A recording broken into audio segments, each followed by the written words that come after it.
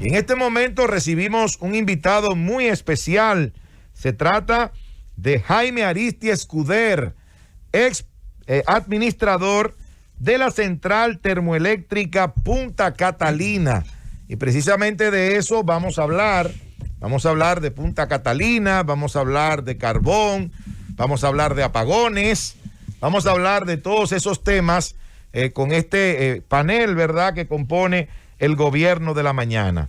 Buenos días, Jaime, bienvenido al programa. Muy buenos días a todo este equipo, este super equipo de la Z101. Un placer estar aquí. Gracias, Jaime. Forma parte de esta familia de la Z101. Como este administrador de la planta Punta Catalina, a raíz de la escasez de carbón, se ha estado tejiendo una serie de situaciones y de argumentos. Y tú, como responsable de esa planta durante mucho tiempo, quisiéramos saber qué fue lo que pasó. Okay. ¿Por qué nosotros no tuvimos carbón a tiempo? ¿Y en qué falló la gestión de Jaime Aristi Escuder, que no dejó la suficiente cantidad de carbón para que la planta continuara operando de acuerdo a la versión del ministro de Energía y Minas? Bien, nosotros realizamos una licitación que culminó el 30 de abril, del año 2020. Ahí culminó esa licitación. Fue una licitación por 2 millones de toneladas, de tal manera que en agosto 18, cuando yo entregué la Central Termoeléctrica Punta Catalina, le dejamos un contrato vigente de 1.8 millones de toneladas de carbón mineral, que le daba a ellos la oportunidad de operar las dos unidades hasta julio más o menos, junio-julio. Es decir, de 2021. De 2021. Es decir, que le dejamos suficiente carbón a ellos, le dejamos suficiente carbón, casi un año. Y yo creo que son pocas las instituciones públicas que fueron tan previsoras como nosotros. Y eso yo lo hice por el hecho de que queríamos dejar suficiente carbón, cal, seguros, repuestos, todo lo que se necesitaba para que en lo que ellos aprendían cómo operaban y gestionaban la Central Termoeléctrica Punta Catalina, pues le diera tiempo para poder llevar a cabo lo que es la compra, sus licitaciones y la compra. ¿Qué sucede? Ellos debieron de haber hecho la licitación en marzo de este año. Lamentablemente la comenzaron hacia julio. Y todavía septiembre, todavía a la fecha de hoy no han firmado el contrato. Se concluyó la licitación, la hicieron mal, eliminaron la subasta inversa que le permitía obtener mejores precios, eliminaron esos elementos que le permitían hacer una buena licitación y al final la concluyeron mal, pero la concluyeron, pero no han firmado el contrato. Sí. De tal manera que ellos se quedaron sin carbón, y al quedarse entonces sin carbón, entonces ellos han generado una situación de apagones que se han traducido en un empeoramiento de la calidad de vida del pueblo dominicano. Sí, doctor Escuder, sí. Primero sentirnos prestigiados por su presencia aquí en este medio. Hemos dado seguimiento a su trayectoria profesional y a su gran capacidad gerencial que sus empleados nos han referido y su calidad humana.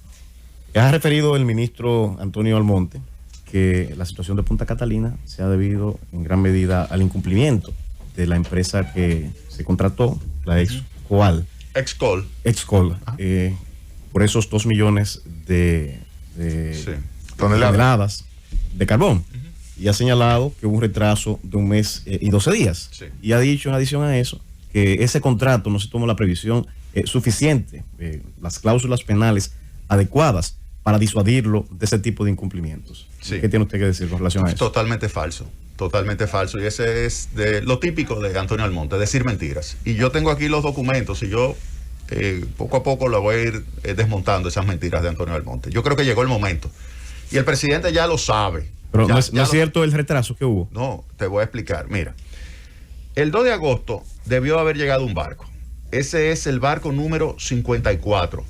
El último barco obligatorio. Hay un barco que es el 55 que no es obligatorio porque de acuerdo al contrato, si lo que había era menos de la mitad de la cantidad que tradicionalmente trae un barco, que son 60,000 toneladas, si hay menos de la mitad no hay obligación de que se tenga que enviar ese barco. Es decir, y lo que queda son 20,000 toneladas, por lo tanto, a menos que se pongan de acuerdo las partes no es necesario ni es obligatorio traer el barco 55. Es decir, que el último barco es el 54.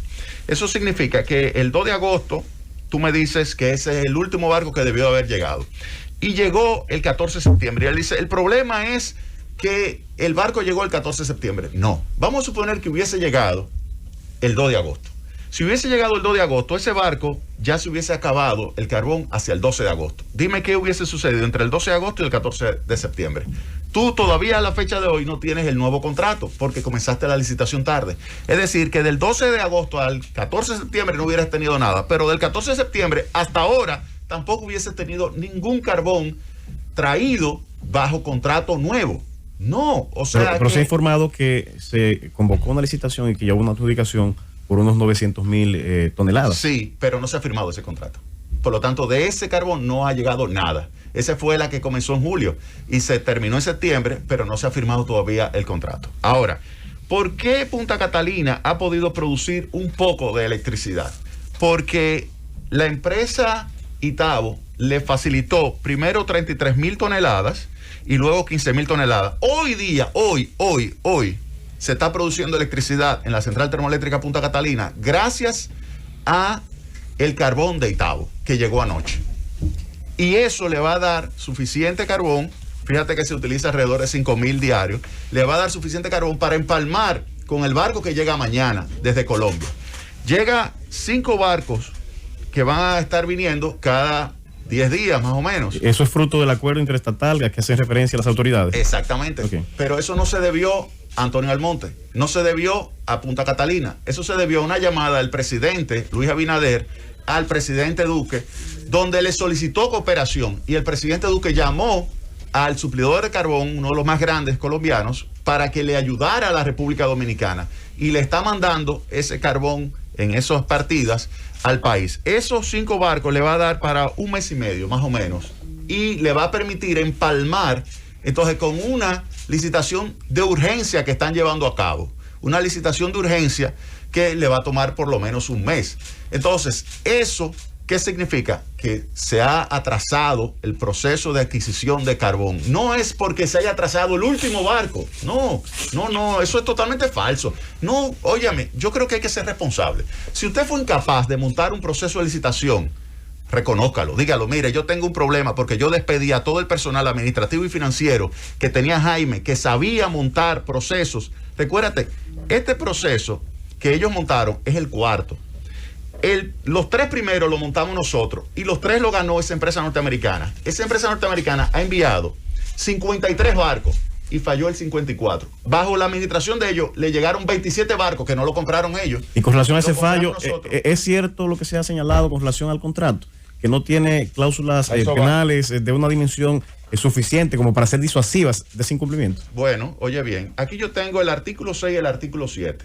Oye las obligaciones, el artículo 6, obligaciones, suministrar y entregar el carbón mineral dentro del plazo programado conforme a las cantidades y especificaciones acordadas. Y sigue por ahí. Esas de las obligaciones, hay otras obligaciones más, ¿verdad? Ahora dice artículo 7, garantía de fiel cumplimiento. El suplidor tiene que entregar a la CDE una garantía de $4.7 millones. Con esa garantía, ¿qué reconoce el proveedor?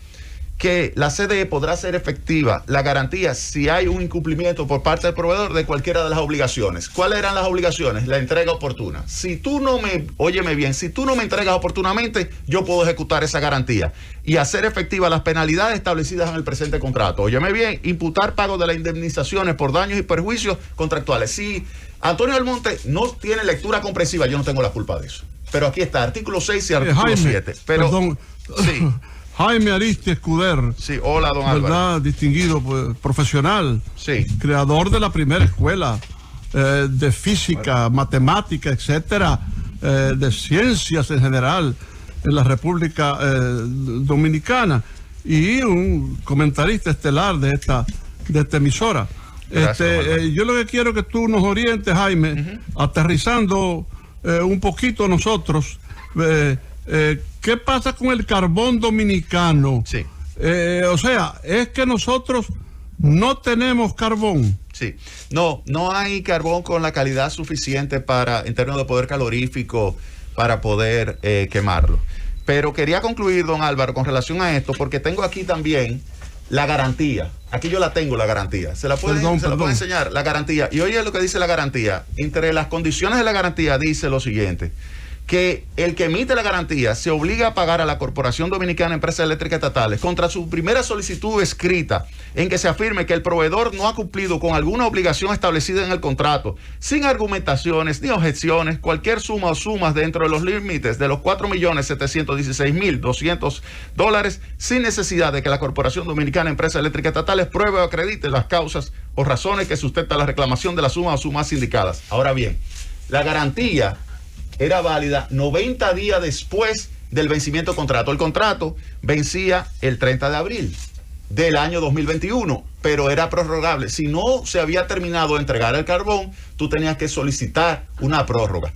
Y entonces prorrogar también la garantía 90 días más. Pero ahí no se podría. No, espérate. Porque había eventos de entrega posteriores a la terminación. Exactamente. Ese punto quisiera que nos aclarara. Había entregas posteriores, claro, porque no la utilizaron. Recuérdate que hubo un pinche en la caldera, en la unidad número 2, en enero, y no se utilizó ese carbón. Entonces se prorrogó. No fue culpa del que estaba supliendo, fue culpa del que estaba demandando. Ok, ahora lo que te quiero decir es que aquí esta garantía vencía el 30 de julio y había que prorrogarla. Eso es lo que establece el contrato, que se prorroga. ¿Qué sucede? Que la gestionaron mal el contrato y no solicitaron la prórroga de la garantía. Por eso es que no la pueden ejecutar. Entonces él dice, Antonio Almonte, no tiene penalidad. Eso es falso. Las penalidades están. Si hay incumplimiento, hay penalidades. Si hay daño y perjuicio, hay penalidades. Y yo puedo ejecutar esta garantía. Ahora, ¿qué garantía puede ejecutar Antonio Almonte si la dejó vencer? ¿Qué garantía? O sea, él fue que la dejó vencer como ministro de Energía y Minas. Sí, pero exactamente, él la dejó vencer. Ese es el problema de gestión. 4 millones de dólares. Yo, 4.7. Eso es lo que yo digo. Hay incompetencia en la gestión de la central termoeléctrica Punta Catalina. Entonces, yo lo que le voy a decir a él, a Antonio Almonte, es que no se ponga a defender lo indefendible. Si se ha gestionado mal Punta Catalina, que no se meta él a defender esa mala gestión. El proceso de licitación de carbón debió haber comenzado en marzo. Y comenzó 3 meses después. Y eso es lo que ha provocado el desabastecimiento que hay hoy día. Que gracias a la intervención del presidente Luis Abinader directamente con el presidente colombiano, no vamos a tener la paralización de un mes completo de Punta Catalina. Pero Jaime, si en algún momento se presentara algún retraso, por ejemplo en el marco del contrato que ustedes firmaron para que le suplieran el carbón, ustedes si no llegaba el barco con la empresa que se había contratado, ¿podían salir a buscar carbón de emergencia en otro lado? Excelente punto. Claro que sí.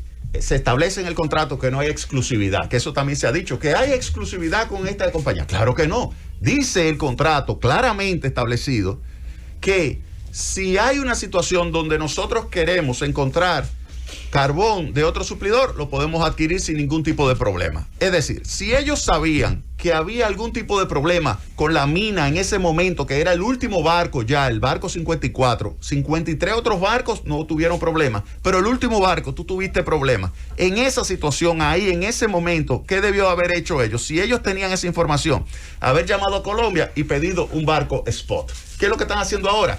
Y así tú lo logras. ¿Por qué Itabo en ningún momento ha tenido problemas? Itabo también compra tanto en Estados Unidos de Colombia. ¿Por qué Itabo tiene carbón y Punta Catalina no tiene? ¿Tú sabes por qué? Porque Itabo es una empresa que se maneja eficientemente. Punto.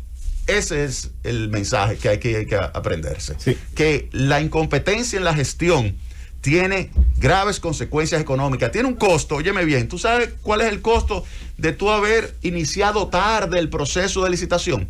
$172 millones. ¿Por qué $172 millones? Porque si lo hubiesen hecho en marzo, el precio del carbón en marzo estaba a $72. $72. Ahora lo van a estar comprando a 170 por una parte, 180 por otra parte, o 220. El nuevo que van a comprar, que va a llegar en octubre, lo van a cerrar por encima de $220. Doctor, ¿qué tanto ha pesado esa llamada por usted imprevisión en la salida del sistema de Punta Catalina y en los apagones de los que tanto se está quejando el pueblo? Porque se ha señalado que no solamente es ese factor, sino que ha habido un aumento de la demanda. E inclusive las previsiones a las que hemos tenido acceso del CENI dan cuenta que la demanda que se tenía hasta hace pocos días, 3.100 megavatios, era la prevista quizá para el año 2022. Sí, mira, sin lugar a dudas, los apagones se deben fundamentalmente al hecho de que Punta Catalina, que representa el 30% de toda la electricidad de la República Dominicana, ha salido. Y ha salido por falta de carbón. Y eso es algo que no se justifica. Hay otro punto también que ha afectado a Punta Catalina, y es que hay 2 molinos de la unidad número 1 que, operándola inadecuadamente en el proceso de arranque, pues fueron afectados. Pero no ha afectado también ese aumento de la demanda. No, te voy a explicar. Estoy por el lado de la oferta, luego voy por el lado de la demanda. Entonces, cuando tú tienes 2 molinos afectados por una mala operación, tú sabes muy bien que Punta Catalina, cada unidad tiene 4 molinos. Con 3 molinos da plena carga. Como solamente tienes 2 ahora mismo operando, eso significa que tú estás limitado a 2/3 partes de la capacidad. Es decir, que hay 120 megas diarios menos, horarios menos, que tú puedes generar de Punta Catalina. Entonces, eso es por el lado de la oferta. Si a eso tú le añades lo que tú estás señalando, que hay picos, porque no es que se mantiene en 3.100, que hay picos de demanda donde tú tienes esos nuevos máximos, obviamente eso obliga a que tú tengas que entrar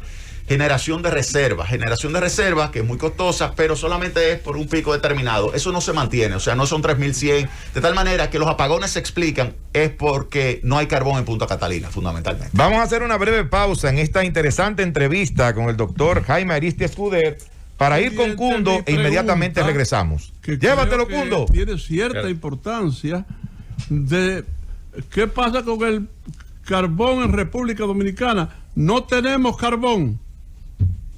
Sí, no, definitivamente no hay carbón para poder quemarlo en centrales termoeléctricas como Punta Catalina o como Itabo, que son las más grandes que utilizan carbón. No hay suficiente carbón ni de la calidad que se necesita, don Álvaro.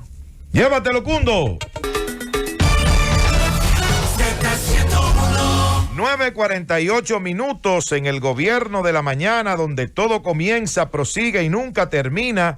Estamos en esta interesante entrevista con el doctor Jaime Aristia Escuder, ex administrador de la Central Termoeléctrica Punta Catalina.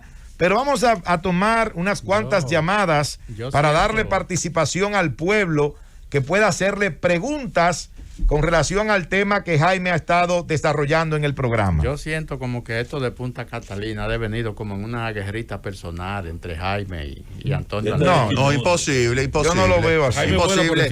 Yo siento a Jaime hasta medio resentido. No, todo lo contrario. Nosotros lo que hemos querido siempre es lo mejor para este país y en particular para la Central Termoeléctrica Punta Catalina. Y cuando nosotros advertimos algún tipo de mal manejo que se hace, lo que tratamos es hacer recomendaciones para que se pueda corregir. Por ejemplo, esto no se puede mantener, que estamos ante una situación de desabastecimiento de carbón. Eso es el colmo. Pueden entrar en contacto con nosotros a través del 809-732-0101. Desde el interior sin cargos, el 809-200-0101 y el 855-221-0101 es nuestra línea internacional. Preguntas para Jaime Aristia Escuder. Buenos días. Buenos días, Nayib. Buenos días, Jaime Aristia Escuder. Te llama Diomedes González de Nagua. Adelante. Una pregunta que yo le voy a hacer. ¿Usted cree que destituyendo al ministro de Energía y Minas se resuelve ese problema? Porque él es inepto, no tiene bola, no tiene nada en la bola para el control y resolver el problema energético. Ahí está su pregunta. Sí, yo no sé si destituyéndolo o creando un equipo como el que existía, un equipo en el área administrativa, financiera, operativa, que pueda manejar adecuadamente, gestionar adecuadamente, de forma competente la Central Termoeléctrica Punta Catalina. Eso es lo que yo creo que se necesita. Retomar otra vez ese grupo de jóvenes que fueron despedidos y que sabían operar y manejar y gestionar, administrar la Central Termoeléctrica Punta Catalina de una forma muy eficiente. Adelante, pregunta para Jaime Aristia Escuder. Buenos días, Jaime. Buenos días, ¿qué tal? Una preguntita. Sí. ¿No sería bueno que te nombraran ahí ministro a usted. No, mira, hay otras personas que pueden hacer muy bien el trabajo. Ahí está Ramón Alburquerque, que puede hacer un extraordinario trabajo como ministro en cualquier lugar. A Ramón yo lo conocí en 1984 y realmente a mí me impactó su inteligencia y es una persona que pudiera aportar muchísimo a este gobierno. Buenos días, pregunta para Jaime Aristia Escuder. Baja el radio. Buen día, la Z101. A Moto Mercedes de Atomayor del Rey. Yo le quiero hacer una pregunta a Aristides Escuder. Sí. Que si él piensa que el amigo Antonio Almonte no tiene capacidad de administrar esa termoeléctrica. Buen día y le escucho por la radio. Sí, mira, las acciones que han tomado revelan claramente que hay incompetencia en la gestión de Punta Catalina. Y yo creo que eso va más allá de Antonio Almonte o del administrador actual. Yo creo en equipo. Y lo que ha faltado ahí es que el nuevo equipo que llegó tenga la capacidad de poder ser, primero, que pueda montar el modelo matemático que existía, que nosotros utilizábamos para poder pronosticar en qué momento debían llegar los barcos, tomando en consideración el nivel de probabilidad que se atrasara o no los trenes. La situación que podía ocurrir con el weather, la temperatura, el tiempo durante la trayectoria del barco, así como también si había algún tipo de posibilidad de que pudiera haber un aumento o reducción de la demanda de energía eléctrica que pudiera subir o hacer bajar la central termoeléctrica Punta Catalina. Todos esos elementos nosotros lo incluíamos en lo que era nuestra previsión de cuándo íbamos a necesitar ese carbón, y en base a eso entonces hacíamos nuestra programación de los barcos y establecíamos una ventana de los barcos, y a nosotros nunca nos dio ningún tipo de problema esta empresa, todo lo contrario. La empresa norteamericana Excol, durante 53 barcos, incluyendo de esos 53, 26 barcos bajo esta administración, suplió adecuadamente y exitosamente el carbón. Bien. Ocurre esto, perdón Jaime, antes de la próxima llamada. Sí. No te han contactado, por ejemplo, hay por ahí un gabinete eléctrico que forma Lisandro Macarrulla y un empresario siempre ligado a los asuntos energéticos, o el propio presidente de la República. ¿No te han pedido consejos? No, yo lo único que hice fue enviarle el mismo documento que yo preparé, que se lo mandé a Antonio Almonte, se lo mandé a la nueva administración de Punta Catalina, que fue el informe final de entrega como rendición de cuentas, pero que en realidad era como una guía de operación y de manejo de la central termoeléctrica Punta Catalina, donde le describíamos todos los contratos y todos los elementos que estaban vigentes, que tenían que poner en marcha y darle continuidad en Punta Catalina. Ese documento sí se le hizo llegar al presidente de la República. Jaime, la calidad de la planta Punta Catalina, porque una de las cosas que se han cuestionado mucho es esa. Sí, no, esa calidad, te voy a decir lo siguiente, es una calidad extraordinaria. Recuérdate que esos son equipos de General Electric, Basco Wilcox, Hammond, ABB. Son todos los principales fabricantes de plantas eléctricas del mundo los que participaron en esa construcción. De tal manera que se puede decir que definitivamente Punta Catalina es la joya del sector eléctrico en el país. Es la más moderna, tecnológicamente muy avanzada y sumamente eficiente. Bien, preguntas para Jaime Aristia Escuder. Adelante. Buenos días, Eligio Cleto, Santo Domingo Norte. Hola. Y es que en los últimos días allí se ha rumorado de posible campaña de descrédito a las diferentes instituciones eléctricas. Llamada para Jaime Aristia Escuder. Adelante. Sí, buen día. Adelante. Desde Higüey. Lo que sucede con eso es, oye, te lo voy a resumir en pocas palabras. No es lo mismo sustituir que cambiar. Para tú sustituir, tienes que poner personas capacitadas. Se oye muy mal. Lamentablemente se escucha muy mal. Pregunta para Jaime Aristia Escuder. Adelante. Sí, buenos días. Buenos días. Para Jaime Aristia Escuder, como economista y matemático, ¿por qué él no habló tan agarridamente con la sobrevaluación de Punta Catalina, cuando estaba destinada a gastar 3.000 millones, salió por 2.000 y algo millones de pesos? Sí. Y en una obra civil está permitido una sobrevaluación, ya está por variación de costos o de cualquier problema que se presente entre un 10 y un 25%, pero no un 100 o un 105%. Sí, no, déjame corregirte. En ningún momento se dijo que era 1,000 y piquito millones. Nunca. Era 1.945 más la indexación. Y a eso, entonces tú le tienes que añadir 27 millones de dólares, que fue el monto por variaciones que se le solicitó al contratista, es decir, modificaciones al proyecto. Y luego, recuérdate que hubo un atraso y obras adicionales por un monto que el contratista quería de 973 millones de dólares adicionales, y que fue lo que sometimos a un proceso de disputa en la ciudad de Nueva York, y lo reducimos de 973 hasta 395 millones de dólares. Y eso es lo que hace 2.454 millones de dólares, que es el precio de construcción de la central termoeléctrica Punta Catalina. ¿Qué porcentaje representa eso? No, entonces de costo a partir de los de los 3.95, eso representa alrededor de 21%. Es decir, debajo de las Jaime, estimaciones. que entonces o sea, la 21%, tanto mencionada sobrevaluación no existe. No existe, para nada. Adelante, para nada. Pregunta para Jaime Aristia Escudero. Me habla Juan Rivas de aquí de casa, en la Monte. Yo le diría a Aristia Escudero que ese movimiento que tiene no podía darle un asesoramiento a ese tipo de personas, porque no tienen capacidad, porque aquí mismo está yendo la luz varias veces. Sí. Que si podría darle usted asesoramiento, porque... Mira, lo que yo les recomiendo a ellos es que recontraten personal que despidieron, que no son políticos, que no tienen nada que ver, que son jóvenes. O sea, si ustedes van y observan los currículums de esos muchachos que despidieron, que saben muy bien cómo hacer una licitación, en qué momento, cómo programarla, yo creo que con eso sería suficiente, en realidad. Pregunta para Jaime Aristia Escudero, adelante. Muy buena para Jaime Aristia Escudero y el equipo. Sí, adelante. Gracias.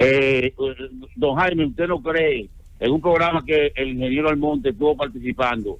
Él dijo que cerraba como esa discusión con usted, porque a la espera de que ellos no han entregado la planta, y a la espera de una auditoría que va a haber, y dijo que usted, aparte de que en la sobrevaluación de Punta Catalina, usted presidía la comisión y después fue nombrado por el presidente como premio. Sí. Que no se espere que por ahí viene la auditoría, y entonces se sabrá quién está hablando mentira. Sí, mira, yo no tengo ningún problema con eso. Yo participé en esa comisión, no fui presidente, el presidente fue Monseñor Agripino Núñez.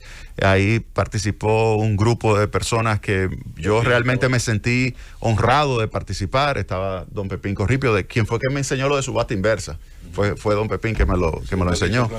Entonces, yo creo que en realidad haber participado después en un proyecto tan importante, ayudándolo a concluir, yo creo que fue un gran reto, es una gran oportunidad que recibí y la agradezco, y ahí está la obra, siendo la principal generadora de electricidad de la República Dominicana. Y fíjate que la comisión no lo hizo tan mal, porque ahora al que han colocado como presidente del fideicomiso de Punta Catalina es otro miembro de la comisión, que es Celso Marrancini. Así que ahí está, que los miembros no fuimos tan malos.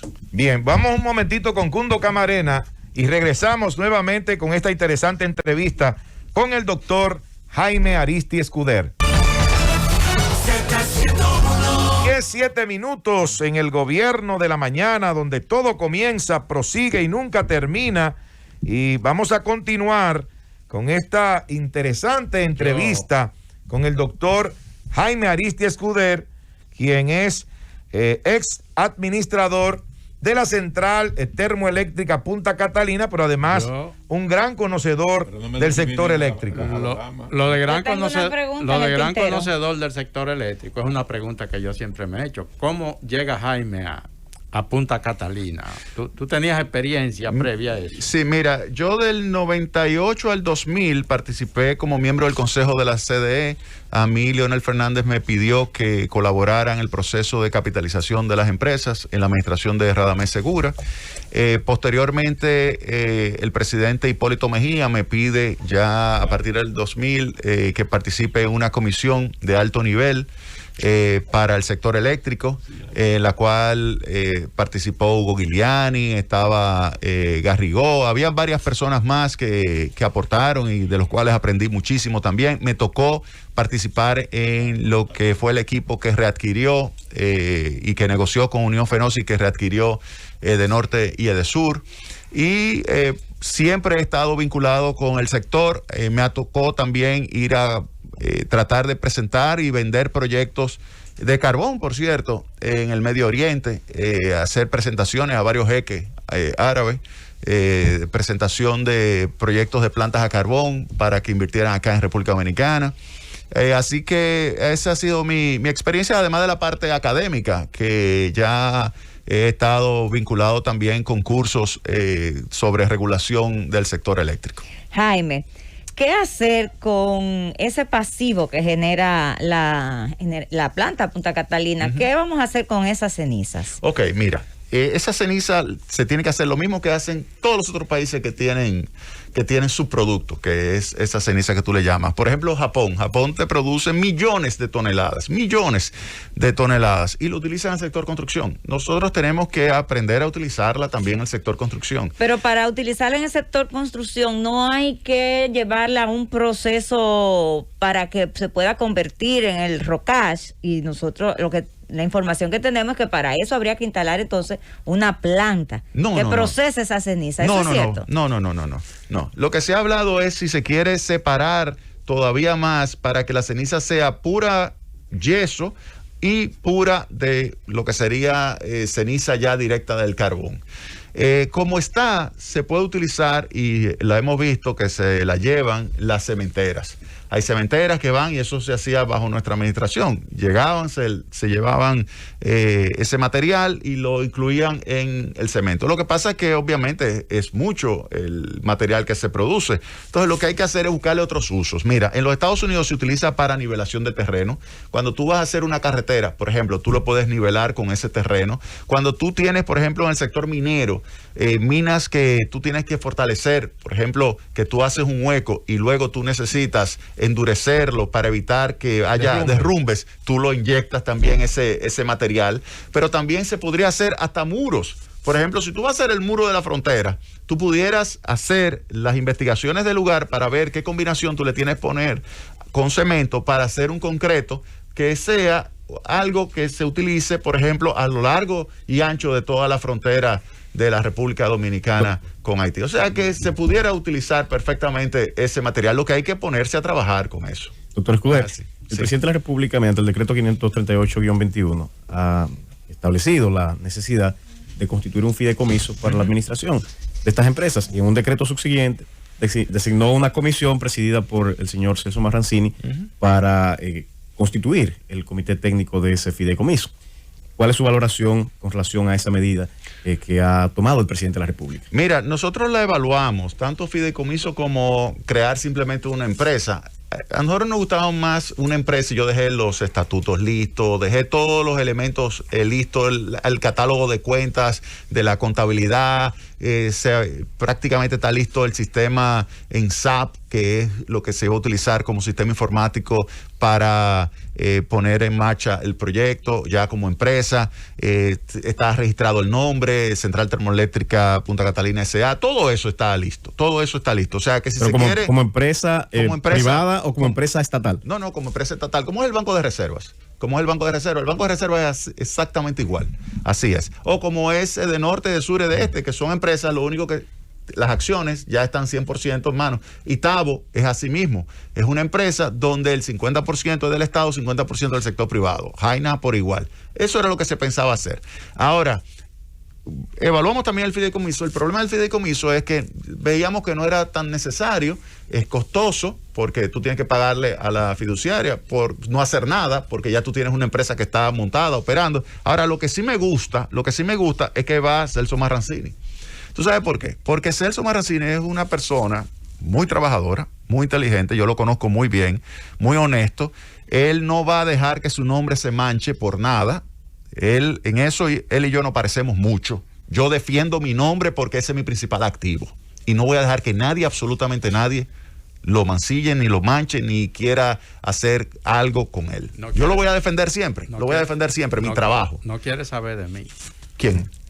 Celso, mira, pero eso se puede resolver fácilmente, porque él es una persona... El único personaje de este país que me ha llevado a mí a un tribunal. No me digas. Sí. Pero es penoso, porque yo creo que se pudieron haber entendido. Pero lo que te quiero decir es que la llegada de Celso nos va a asegurar a nosotros más racionalidad en el manejo de Punta Catalina. Yo creo que ese es el gran mérito del fideicomiso. Yo no estoy de acuerdo necesariamente por el costo del fideicomiso y que el aporte adicional ya no va a ser suficiente. Pero no ayuda a alejar esto de la incidencia política, porque si bien claro, de este, de sur, están constituidos como empresas estatales, ahí se filtra siempre el componente político que generalmente que trae elementos no técnicos a posiciones de importancia. Por ejemplo, en la en Jaines y Tabo no hay política porque la controla el manejo del sector privado. Un sistema mixto en la administración. En este caso, Celso, tomando Rosendo, y no quiero que te sientas mal. Pero terminamos muy bien. Sí, pues me alegro. Pero yo creo que él va a hacer un buen trabajo, Celso, ahí en Punta Catalina. Antes de salir de Punta Catalina, porque sé que los compañeros tienen también preguntas sobre otros temas interesantes, yo quiero profundizar un poquito más en el problema que presentaron los molinos. Okay. Los molinos de Punta Catalina. ¿Qué fue lo que realmente ocurrió ahí? Porque he escuchado de que supuestamente ocurrió una explosión, no sé, una serie de cosas, pero y que nos expliques eso y qué podría eso implicar para Punta Catalina. Mira, no hay un informe definitivo ni de la planta ni de el constructor, es decir, de Baco Wilcox, que es la empresa que hace toda la caldera y los molinos. Todo ese sistema de combustión es Baco Wilcox, que tiene que preparar su informe. No obstante, ya sí se sabe lo que sucedió. Y como tú señalas, hubo una explosión que deterioró 2 de los 4 molinos de la unidad número 1. Causa de la explosión. Y la causa parece ser que fue algún mal mantenimiento que se le dio y que hubo cierta liberación de un polvillo de carbón que no debió haberse liberado. Y eso generó entonces una situación que afectó ciertas compuertas de aire que si no la pueden reparar le va a tomar entre 3 y 4 meses a la empresa poderlo reparar, a la empresa Baco Wilcox, que eso es la que lo tiene que hacer. ¿Cuánto costará reparar ese daño? No, todavía no hay presupuesto, sí sé que ya están haciendo las averiguaciones para ver cuáles fueron los daños, pero no te puedo decir exactamente el monto porque yo no estoy ahí, no he evaluado realmente los daños, pero sí te voy a decir en términos de tiempo, sí, puede tomar de 3 a 4 meses y eso sí afecta porque le quita una tercera parte a la capacidad de generación de esa unidad, que sería alrededor de 120 megas, Jaime, asumiendo 360 el máximo, que es como la están operando. Jaime, Inglaterra acaba de anunciar el encendido de plantas a carbón, tiene un incremento inusitado, una demanda de carbón a nivel internacional, incremento del gas y otro combustible interesantísimo, incremento del petróleo. Tenemos una gran presión acá y una economía mundialmente recalentada. ¿Cuáles son las expectativas económicas aplicadas a ese fenómeno internacional que se está dando a la República Dominicana, sobre todo con el tema de la balanza comercial, la balanza de pago y la demanda de dólares para poder cumplir con esos compromisos? Hay apagones en China. Sí. Mira, eso se conoce como estanflación. Significa que habría una presión sobre los precios hacia arriba, pero habría una reducción de la actividad económica. Si tú tienes apagones, por ejemplo en China, y tú tienes que hacer un shutdown de plantas, como ha sucedido, si tú tienes que reducir la actividad económica, entonces tú tienes, al mismo tiempo que están aumentando los precios, cae la actividad económica, y eso sucedió, por ejemplo, con el impacto del primer shock petrolero, y obviamente que ese es el peor de los mundos. Así que hay que tomar medidas y cartas en el asunto pronto, porque eso va a impactar las finanzas públicas en la República Dominicana. Un precio del carbón a $220, por ejemplo, o del gas natural muy por encima de lo que regularmente se compra en el país, va a generar un aumento del déficit del sector eléctrico, que significa un aumento del déficit del sector público consolidado, y eso va a impactar significativamente sobre la capacidad que va a tener el Estado de poder ejecutar obras y gasto corriente, y también eso hay que tomarlo en cuenta, tomando en consideración el nivel de endeudamiento que va a poder registrar el gobierno. ¿Qué les recomienda en el marco de este escenario a las autoridades económicas y financieras? Mira, yo le hubiese recomendado, porque es que ese es el punto, si la licitación de carbón se hubiese hecho en marzo de este año, se hubiesen podido ahorrar $172 millones que ahora lo van a tener que pagar. Ese es algo que yo le hubiese recomendado. Hagan a tiempo su licitación de carbón. No la hicieron, ahí están las consecuencias. Ahora, con esta situación, yo creo que el gobierno va a tener que tratar de mejorar todavía más la calidad del gasto público, reducir cualquier tipo de despilfarro, porque de lo contrario el déficit público no va a ser 3% ese que están presupuestando, va a ser mayor. A menos que venga una reforma fiscal o una reforma tributaria importante, que habría que ver quién es que la va a pagar. Vamos a ir un momentito con Cundo Camarena. Adelante, don Álvaro. No. Vamos a ir con Cundo Camarena y regresamos con la parte final de esta interesante entrevista con el doctor Jaime Aristi Escuder.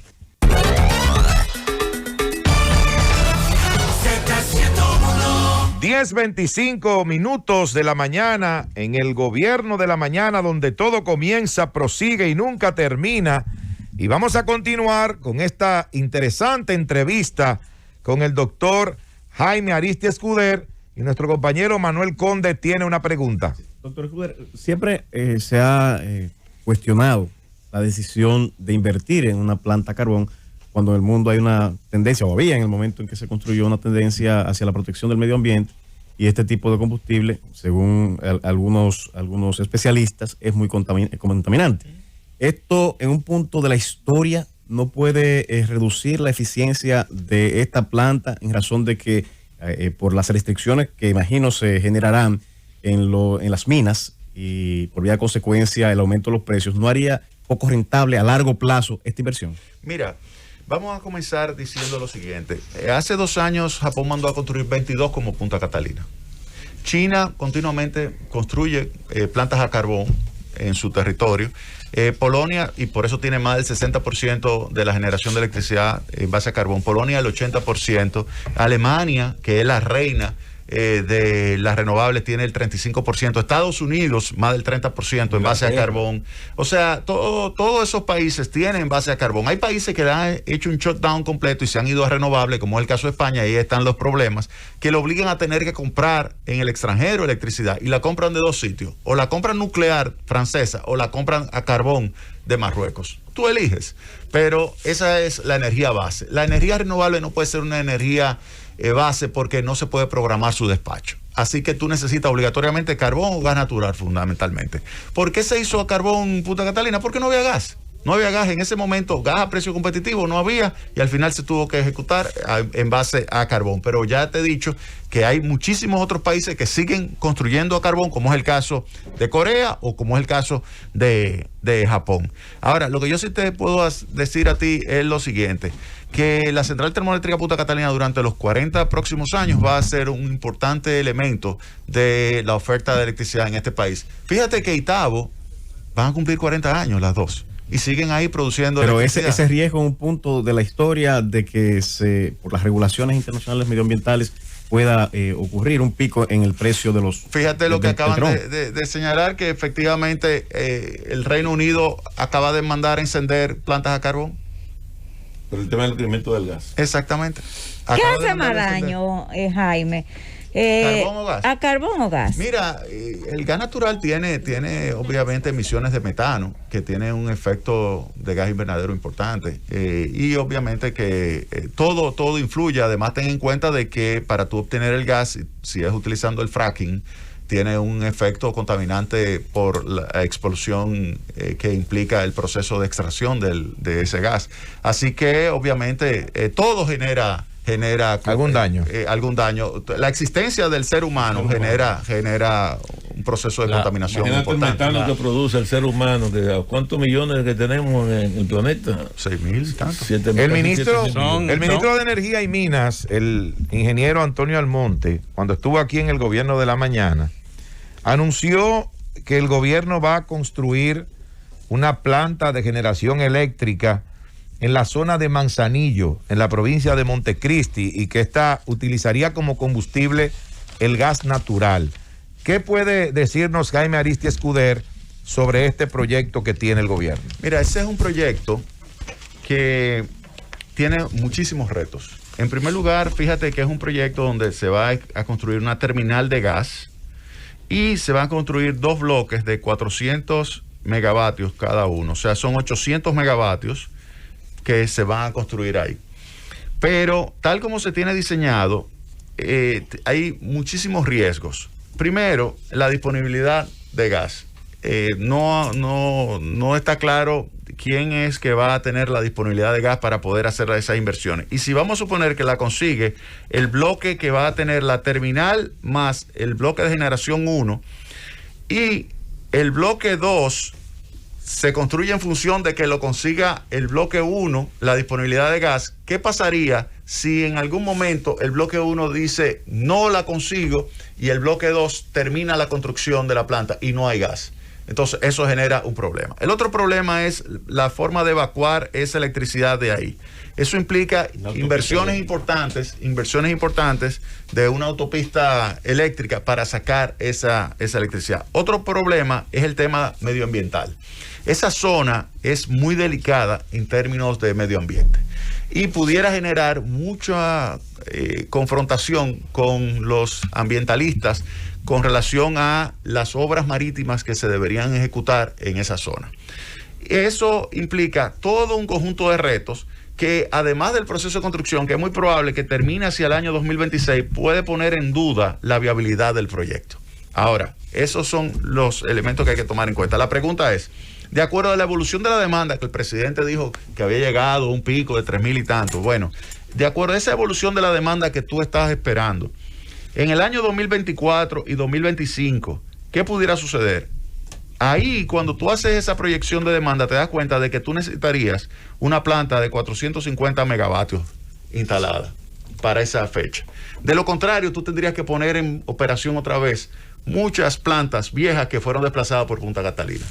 Pero eso significaría una pérdida adicional para el sector eléctrico que en ese periodo pudiera alcanzar los $400 millones. Y ahí entonces habría que preguntarse, ¿no sería mejor, dado ese proceso de licitación incierto de Manzanillo, hacer otro proceso de licitación, pero sin la restricción geográfica, es decir, sin que sea necesariamente en el norte, sino que se libere totalmente y que se diga, óyame, vamos a hacerla, no, donde sea, pero tú te das cuenta, ¿dónde tú crees que sea más fácil? ¿Entre el Distrito Nacional y San Pedro de Macorís o en Pedernales? Obviamente va a ser más fácil entre San Pedro de Macorís y el Distrito Nacional, porque ahí ya hay instalado un gasoducto. Exactamente. Entonces tú puedes ponerla en San Pedro, una planta de 400 megas, tú la puedes poner en Boca Chica, tú la puedes poner en Lomina, tú la puedes poner en cualquiera de esas zonas, una planta, porque el gasoducto va a toda esa trayectoria y te va a salir más barato. Para que tengas una idea, un precio por megavatio de energía ya completo, se llama armonómico, bajo un contrato de una planta de 450 megavatios instalada en la zona sur entre el Distrito Nacional y San Pedro, puede ser $78, es decir, el kilovatio 7.8 centavos por kilovatio, versus Manzanillo, que sería por encima de $100 el precio. Pero, es decir, que Manzanillo sería más caro porque habría que hacer un conjunto de inversiones que no habría que hacer con esta. Incluyendo el mismo muelle. Exactamente, todas las obras marítimas. Óyeme, nosotros pasamos por construcción en obra marítima, tú no te imaginas lo delicado que es eso, tú no te lo imaginas, es sumamente delicado. Entonces, cuando tú tienes todos esos estudios que tú tienes que realizar, cuando tú dices, mira, eso de Manzanillo es probable que ni siquiera para el 26 esté disponible, es probable que sea para el 27. Hay quienes me dicen, miren, óyeme, tú no inauguras eso sino hasta el año 28. Si es así, tú necesitas obligatoriamente energía eléctrica base, nueva, antes del 26. ¿Y cuál es esa energía? Sería una planta que pudiera ser a gas natural, instalada entre el Distrito Nacional y San Pedro, y que sea a precios muy competitivos, que le permita al país entonces satisfacer esa demanda de electricidad que se va a estar creando para esos 2 años, 24 y 25. Una parte importante de la capacidad instalada de generación, como he entendido, está en el sur del país. La idea de instalarse en el norte no sería interesante para bajar el estrés y la presión que está en el sistema de transmisión. Lo que pasa es que en esa zona hay como un 1% más o menos de la demanda de electricidad del país. En ese donde se va a instalar. Sí, pero no podemos circunscribirlo a eso, sino a todo el Cibao, que ahí aumenta en cuanto a la demanda. Y ahí es que tú necesitas una línea de transmisión adicional. Una línea, super línea de transmisión. O sea, tú entiendes que la inversión que habría que hacer para evitar el estrés que actualmente tiene esa línea de transmisión, instalándose en el sur esta otra planta, es menor que la que habría que hacer si se instala en el norte. Claro, o sea, la inversión que tú necesitas en líneas de transmisión para tú evacuar nueva generación en el sur y mandarla, por ejemplo, hacia el norte, hacia el Cibao, específicamente Santiago, que es el otro centro de demanda importante, es mucho menor que la que tú tendrías que colocar en el... Pero ten en cuenta lo siguiente, además, imagínate que tú digas Manzanillo es en el 26 y tú la vas a hacer llueve, trueno, 20. Perfecto, ese es tu proyecto, hazlo. Pero ten en cuenta lo siguiente, en el 24 y el 25, la demanda de electricidad del Distrito Nacional y de las zonas aledañas, San Cristóbal y todas las zonas industriales que están en el entorno, y la del Cibao, ¿con qué fuente de energía eléctrica tú la vas a suplir? Ahora, Jaime, hay un elemento. Necesitas obligatoriamente esa planta de 450, y donde más fácil tú la puedes montar es donde ya tú tienes todos la infraestructura previa y las infraestructuras, que sería en esta zona desde el Distrito Nacional a San Pedro Macorís. Jaime, pero hay un elemento en el tema de la planta, y es que el sector privado está interesado en vender la energía a Haití, y tú tienes ahí a cabo haitiano. Entonces, ya no sería solamente el tema de la línea noroeste de Santiago, sino que tendría ahí un lugar expedito con un nicho importantísimo, como es la zona de Limoná, de Cabo Haitiano y toda esa franja de la costa norte haitiana. Excelente propuesta, eso es una visión de futuro muy interesante, pero no me resuelve el problema de la demanda de electricidad que se va a generar en el 24 y el 25. Ahí tú vas a necesitar obligatoriamente una planta de 400, 450 megavatios. Se lo estamos diciendo al gobierno para que después no diga en el 24, mira, tenemos apagones o tenemos un aumento fuerte del precio de compra de las empresas distribuidoras y tenemos que subir la tarifa de electricidad porque ahora el costo no ha subido. Con full oil.